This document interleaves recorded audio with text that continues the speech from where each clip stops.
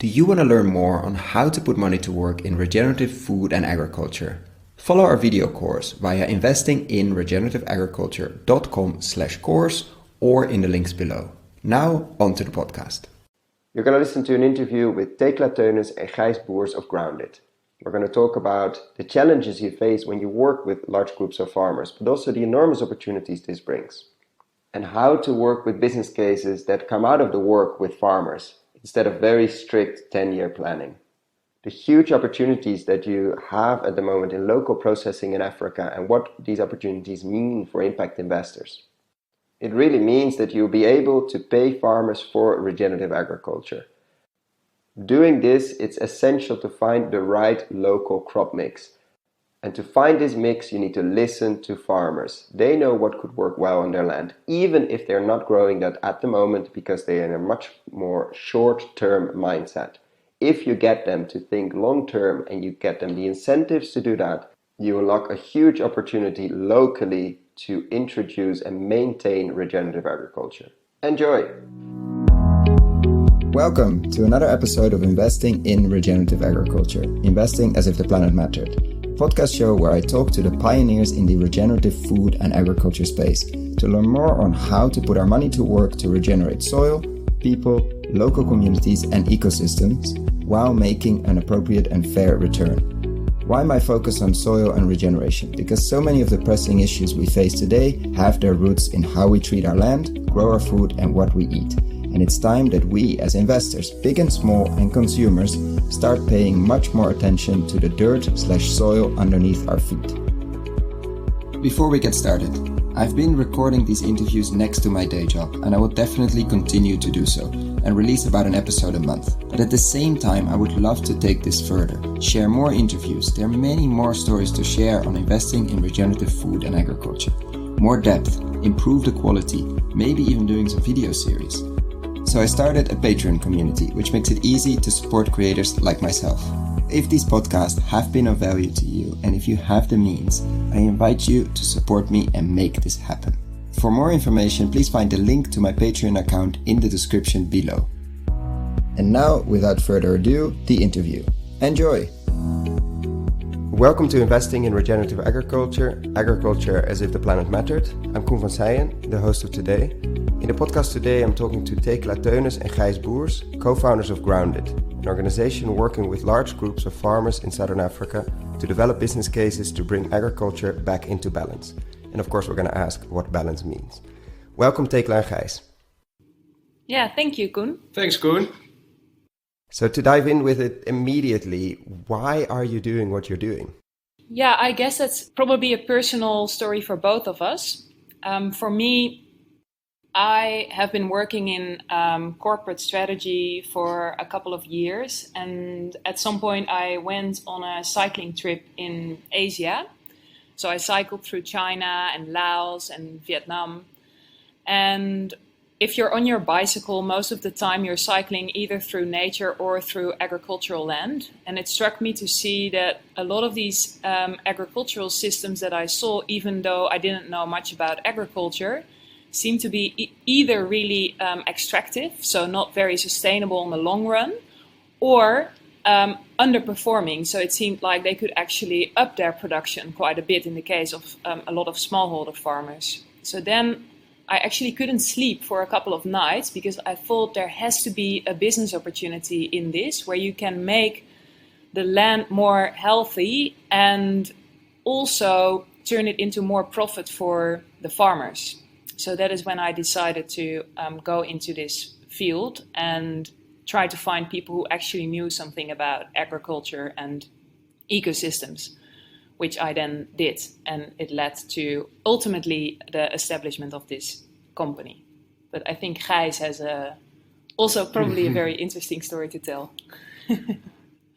Well, when I was a child, I always say, once I get successful, I want to have a farm. Because as a child, I always did some side jobs on farms and farms in the neighborhood where I was born. Neither my parents or grandparents from both sides were farmers, so I have no idea where it comes from. But I always somehow like their mentality and their internal, their everlasting optimism. So I studied finance, and after my first job, I got the luxury to do something that I wanted and to do some traveling. So I decided to visit farms all around the world because I thought, why wait until I'm done working? Why not make it my profession? So I started visiting farms in Brazil, US, Eastern Europe. It's very easy because all around the world are Dutch farmers and quite successful farmers. So slowly I began to learn more and more about agriculture. And one day I found myself working in Zambia for an organization that said, Gijs, can you go check up there? There's a lot of farmers there. We had some successful programs.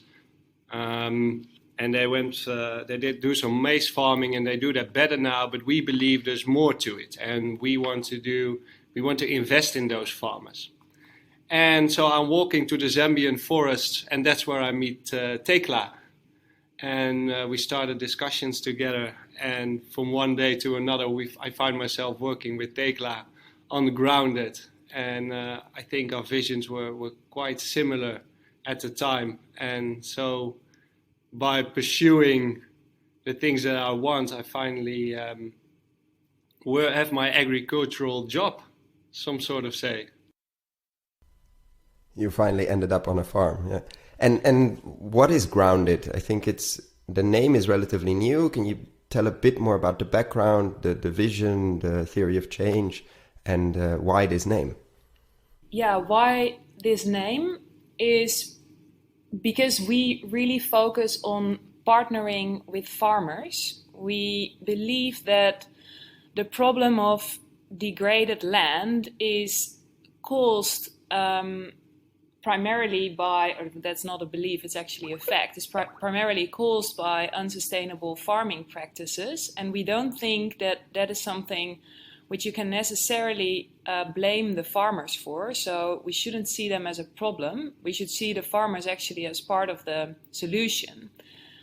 So what we do is we build very strong partnerships with farmers and develop businesses together with them.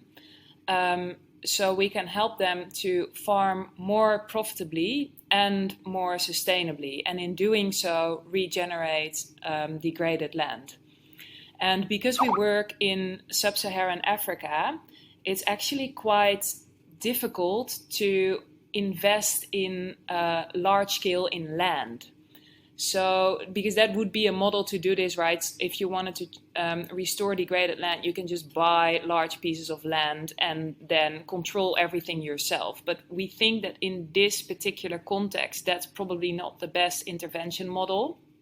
And so we have been looking for something which, on the one hand, allows us to get to scale, and on the other hand, create an impact. And that is why we focus on the establishment of processing companies, which enable us to process high-value crops that we produce together with the farmers on the landscape, thereby allowing the farmers to capture more value in the value chain. And at the same time create something which is investable also for larger impact investors which are interested in the space. And that also, of course, allows us to get to scale, because these processing companies then process crops which are produced in a sustainable and regenerative manner. And when you look at an concrete example of this, which one would you pick from your fastly growing portfolio as a perfect example, or almost perfect example of this method and this theory of change? For instance, the first project which we did was in collaboration with Common Land, a big landscape restoration NGO, and Living Lands, a South African NGO, and a group of farmers in the Baviaanskloof in South Africa, which is a very remote area where the big problem was overgrazing because of decades of goat farming. So the farmers used to have goats, but the goats have eaten most of the natural vegetation in that area. So the productivity of the land is going down, while their input costs are increasing. So together with the farmers and with our partner organization, we started on a journey to identify alternative ways of farming, and eventually that has led to the establishment of an essential oils company. So we're currently growing herbs like lavender and rosemary, and we're starting to add some indigenous herbs as well. And then we established a processing company in the area together with the farmers that's processing the herbs into oils. And those oils are, of course, very durable. They're super high value. They're compact, so it's easy to transport them out of a remote area, and they're sold into the cosmetics industry. And the farmers who sign up to this company also commit to a holistic management plan for their farm, which means that they will reduce the number of goats on their land to make it more sustainable, so it's no longer further degrading the land, and instead actually they make land available for restoration. So we've also formed a partnership with a large beverage company who was active downstream to actually plant a lot of trees on these degraded hillsides now that the farmers are taking off their goats. So I think that is a really tangible example of how this model could work. And we're now busy in other areas as well. We're working in Zambia, Madagascar, and another area in South Africa to see if we can replicate this model, albeit in a different form, because every landscape is different, of course. And that's what you mean when you say bringing agriculture back into balance? Yeah, what we mean by that is that it's actually, I think it's two things. It's on the one hand, on the ground, bringing agricultural practices back into balance with nature. So instead of kind of literally slashing all the nature out of an area and making it into a complete controlled environment, which is also sometimes less resilient to change, and in particular in the areas where we work, which are very sensitive to, for instance, climate change, we don't think that that is necessarily always the best model. So bringing agriculture in balance with nature rather than fighting against it. And at the same time, bringing the agricultural value chain back into balance. So sharing more of the value which gets captured up in the value chain, for instance, in processing and marketing, with the farmers. So the farmers also get a much higher percentage of the final end product than they do typically. And we believe if you do that, then you also enable the farmers to actually make the changes which are needed on their land. Because if they are absolutely cash stripped, which is often the case with the farmers we work with, they sometimes say to us, like, yeah, we understand that this is not the best way and it's also not good for our children. But what do we do? There's no other way, because we just have to survive from today until tomorrow. So if we can create a little bit more space in the system, we can actually enable people to be like proper custodians of the land and make it better for their children than it is now. And if you look at your daily practice, basically, I mean, you just changed the name of the company, but of course you've been doing this for a while. If you look back 1 year ago, so that would be February or the end of January 2016, until now, what has changed in the company and in your immediate surrounding when you look at regenerative agriculture? So a lot has changed in our company, although we're still running around. So I guess that's the that's the constant factor. But a year ago from now, we were just establishing the first lavender crops with the farmers in the Baviaanskloof. We were just establishing the company together with them.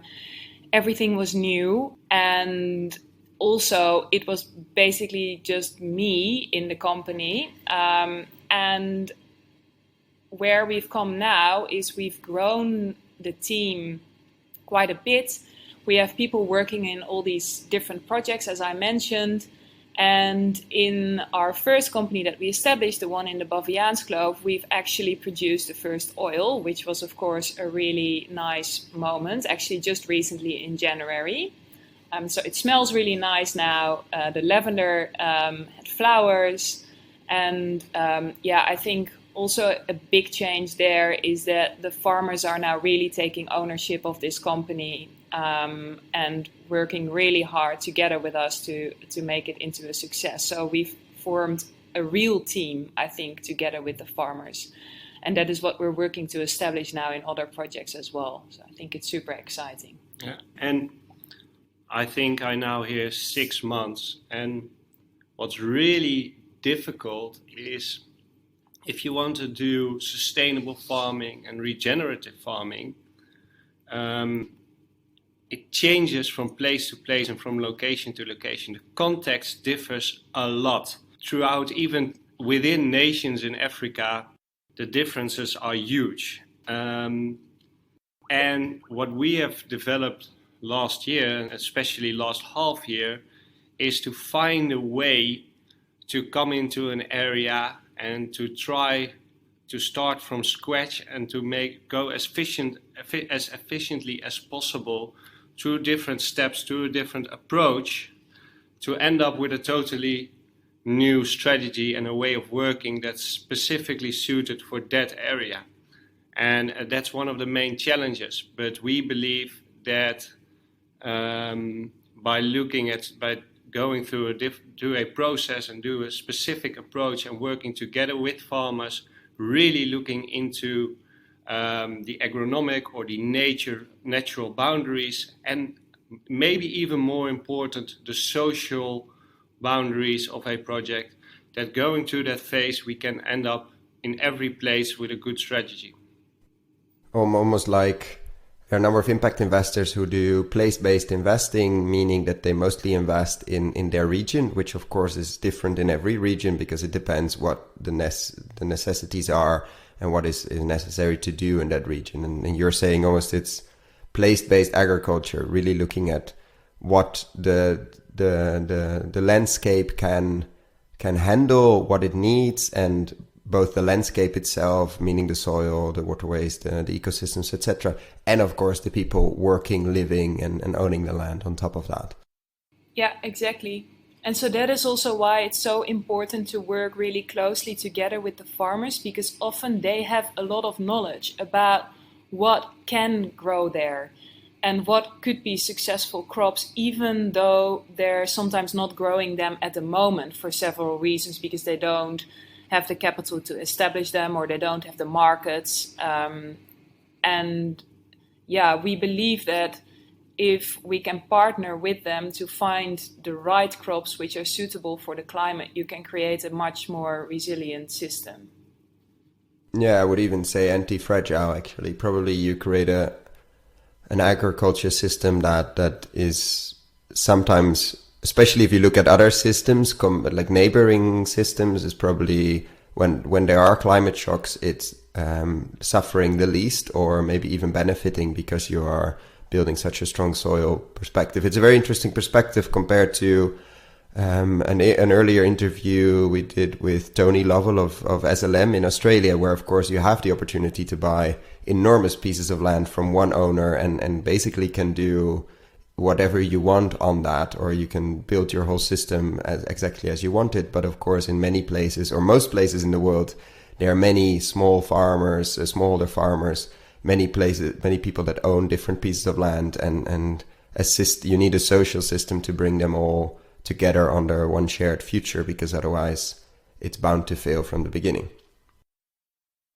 Yeah, exactly. And I think you also need an economic trigger, and that is what we try to create by focusing on these high value crops that we process on the landscape. So it becomes really attractive for the farmers, or it should become really attractive for the farmers to participate in these companies, because it allows them to create more value from their land on an annual basis. So it decreases their risk and it increases their profits. And when you look at this specific project in South Africa and the Baviaanskloof, can you share a bit of a few numbers, like how many farms and farmers are we talking about? How many hectares?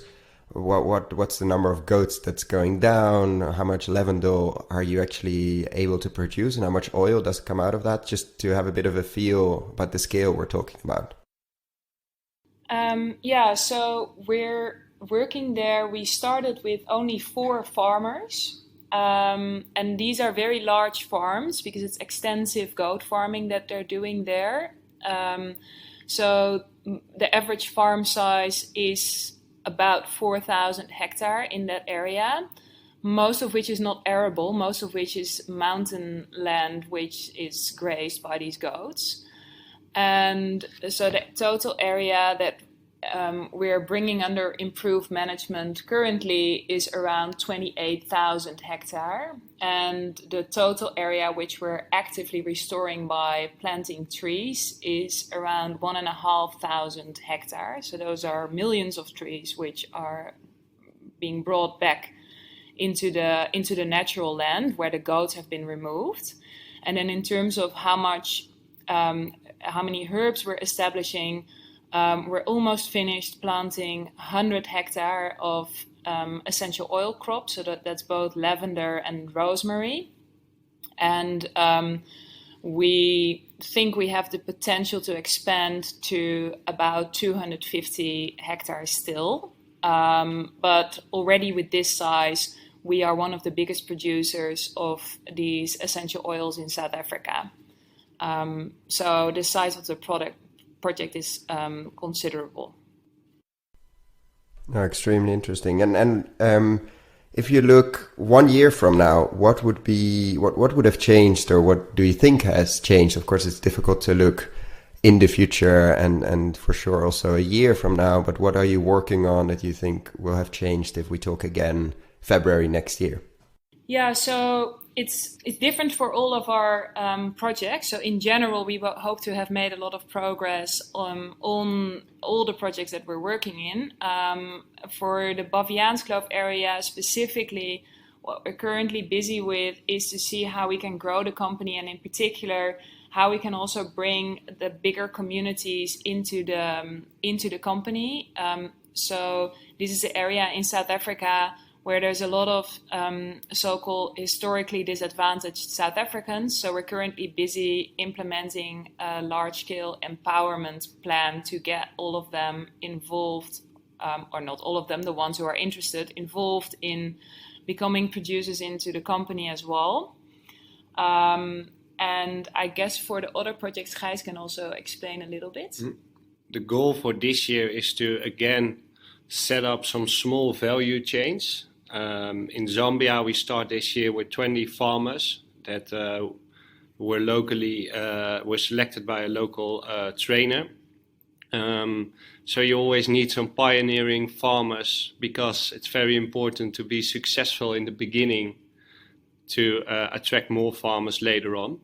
So we want to successfully plant some new crops and create a mixture of crops that we can grow in a sustainable, regenerative way, and that we can sell.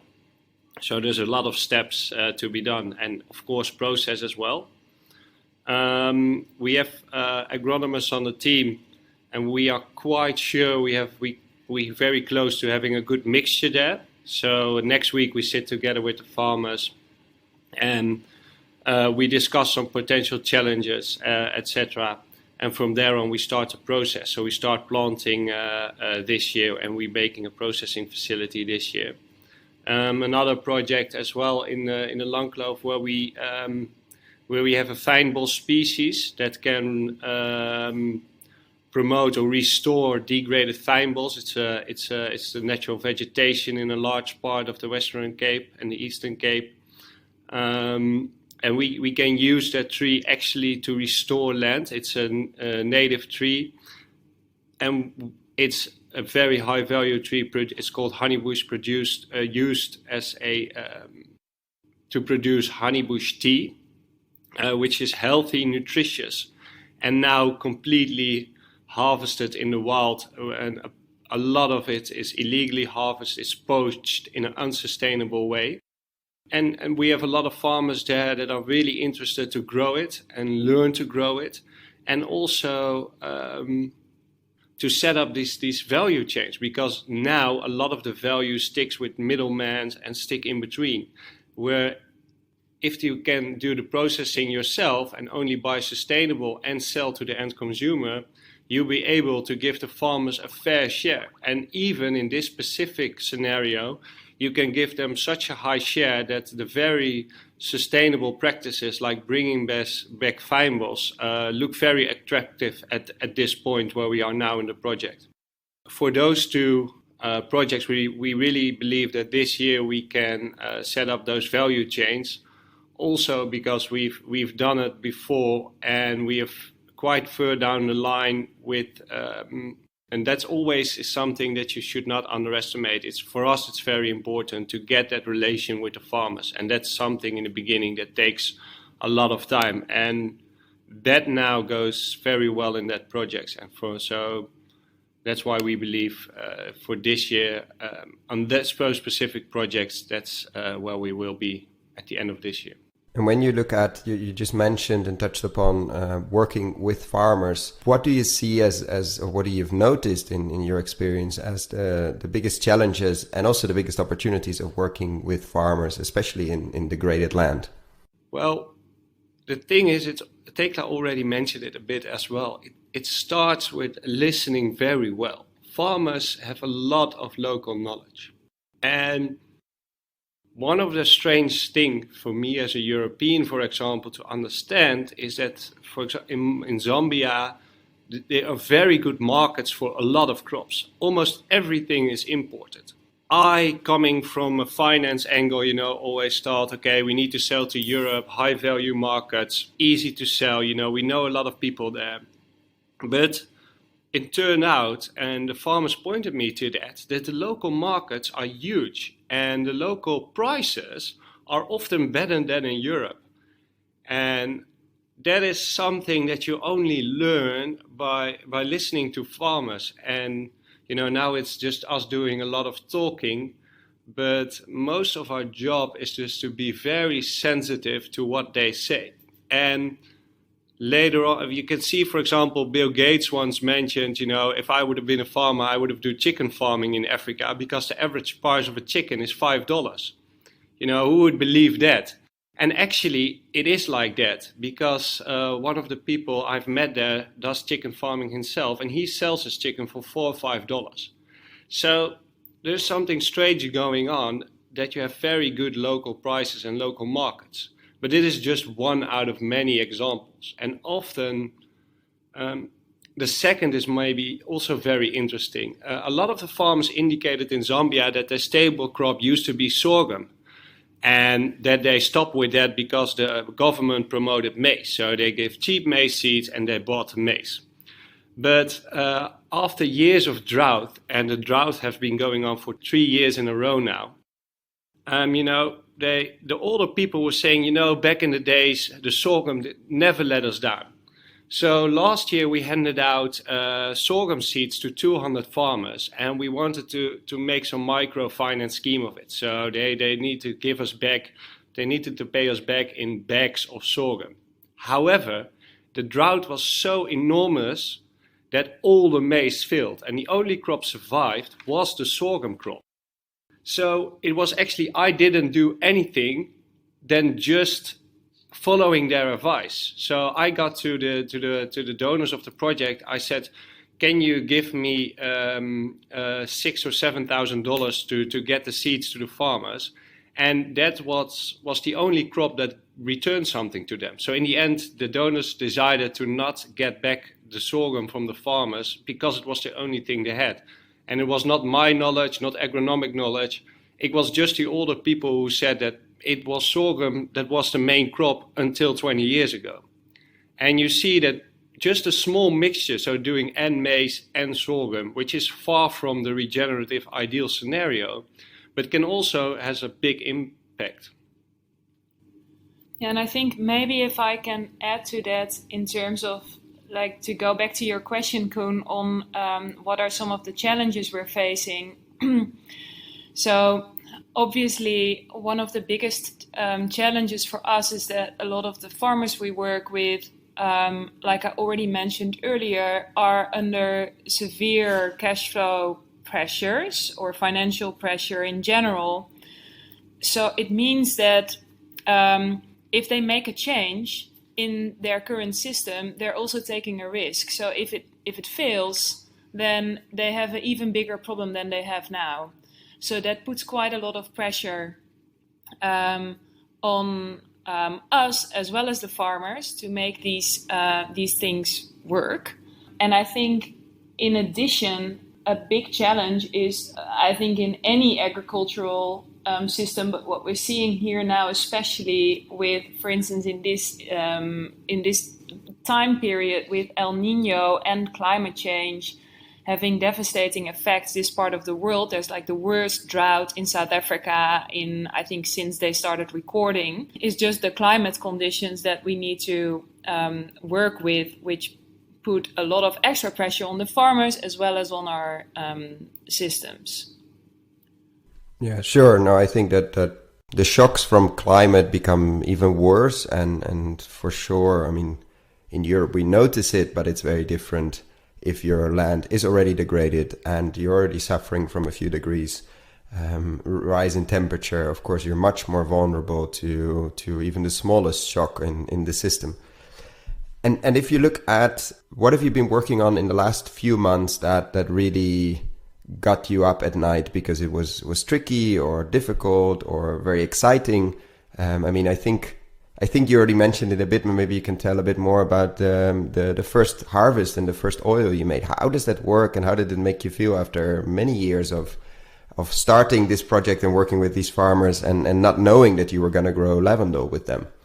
Yeah, that's a good question indeed. If you would have told me 4 years ago that I would be involved in a lavender company, I would have probably laughed. But indeed, yeah, it was exciting. Of course, we had a lot of challenges in the beginning, right? Because this was a new crop and we're also doing it organic, and none of the farmers had been farming organic before. So to transition from a conventional to an organic system is quite a challenge, because there's a lot of things that you actually need to have in place to make an organic system resilient, such as cover crops and things like that. And all of these were new to the farmers that we were working with. Plus it was a new crop. So some of the plants that we planted died. Then we had an outbreak of a pest on one of the farms where none of the experts that we spoke with in the industry or in South Africa had ever seen this particular pest attacking rosemary plants, but it did.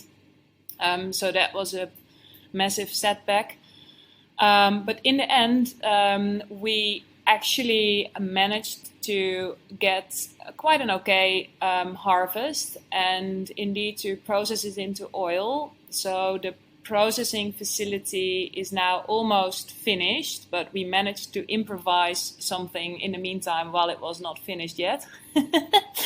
So a lot of it is just like on the spot improvisation, and that is also something which the farmers are really good at. So they actually took complete lead on this process.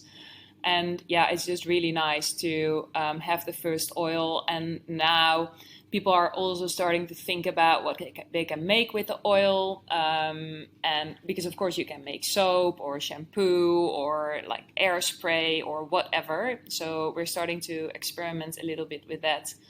And yeah, I guess it was a massive inspiration for the entire project to be able to produce this first oil, because it's actually giving us hope that this can actually work, even though we have still a lot to learn.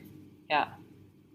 Yeah, we believe the answer lie in looking for the correct crop in the correct environment. You know, and a lot of people would say, no, well, stick to the maize, stick to the goats, they're familiar with it, and use something straightforward. And then we also try to process it. Well, why would you process it? And I think everybody is also looking, the bigger the scale, the more profit you make. Whereas actually a lot of the products that come out of the land, you can process them on a very small scale quite efficiently, and especially in Africa where transportation costs are so high,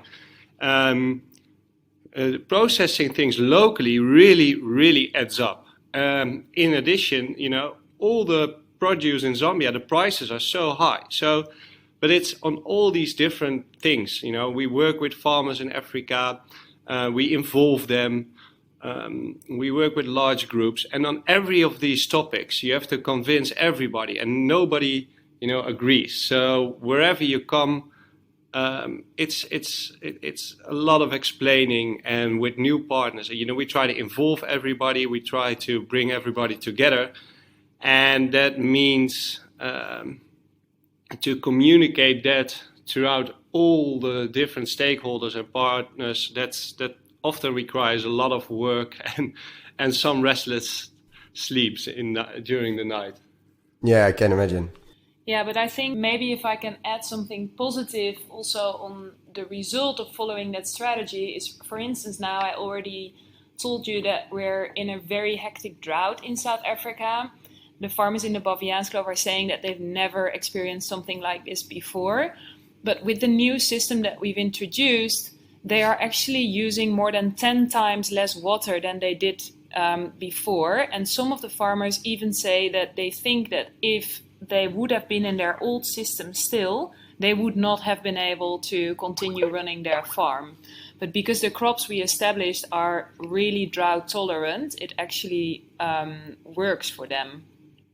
So I think it actually shows that there's a real benefit in choosing the right crops which are suitable for the environment. Yeah, no, definitely. I think it came at the right time for some or hopefully many of these farmers. And when you look at, because you mentioned at the beginning, these processing companies or the local processing companies could be interesting or are interesting actually to impact investors. How are you looking at that, and at what stage do you think these companies become interesting for impact investors, and how should they get involved in this process?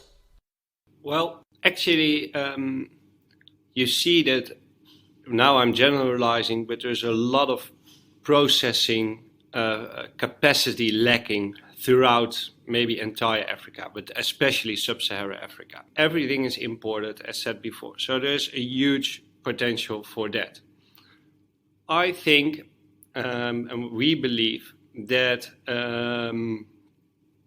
what you should do, and what our approach is to try and start as quick as possible, and try to start at a small scale, and from there on learn your lessons, quickly adapt to situations, and scale from up there. So even though the best business cases on paper are to build up a big processing facility, things are not as easy as they may seem, especially not in these areas. It's hard to make sure you get a constant supply of inputs through your processing line and to get it to the market. However, if you can prove you got something, and you got something running, and people see it, farmers see it and experience it, then you have a totally new vibe of things. And then, once it starts working, more and more people want to join. And it's if you want to have an impact in Africa, you can, and you do the processing, you can compensate farmers or give them good prices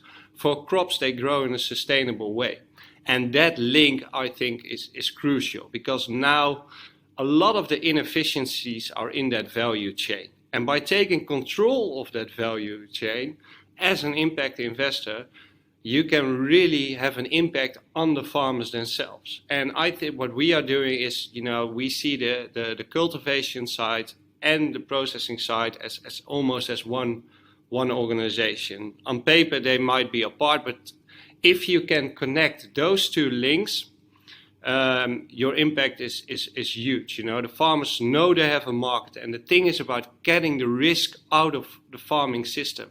And by getting farmers a good price and lowering the risk, they, for the first time, are enabled to make long-term decisions. And we believe that the regenerative agriculture is all about long-term, and the short-term vision that sometimes farmers are forced to have, that is where a lot goes wrong. So if you want to have both an impact and a good financial return, because if you look to the value chain, a lot of the value is created within that processing, I think processing offers a huge opportunity to both financial returns and impact returns.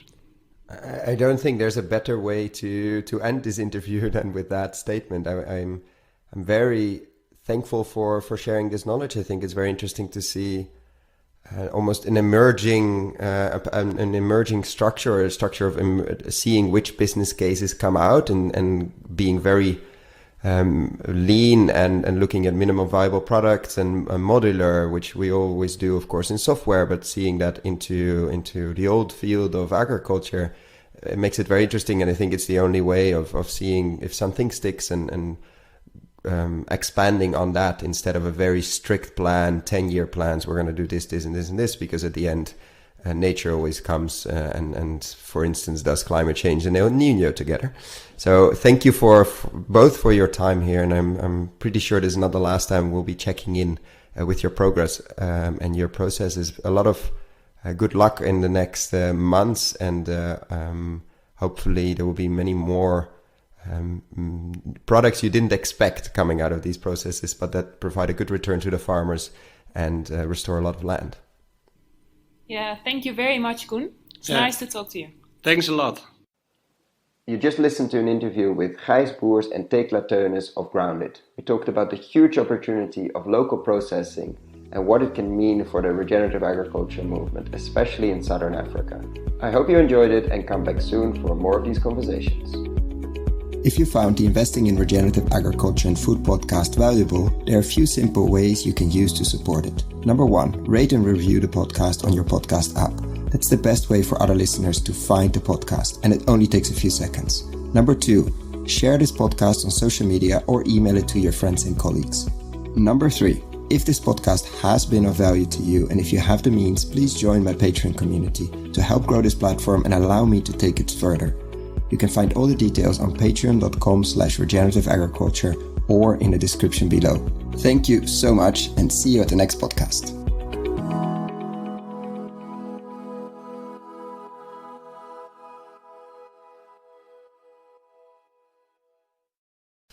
Dear friends of the podcast, I'm super excited to share with you the online video course Investing in Regenerative Agriculture and Food. How to put money to work in regenerating soils at scale and growing a lot of tasty food while doing it. Why are we doing this course? After 100 interviews and more than 100 hours of audio asking the question how to put money to work in regenerating soils, and have been following the space since 2011 and recording these podcasts since 2016, we thought it was time to share our lessons learned. What have we seen in the space over the last years? How have we built our decision-making framework? What to focus on with the podcast? How have we picked interviewees? And what questions should you ask? What is happening in the space? What should you read? What should you listen? What should you watch?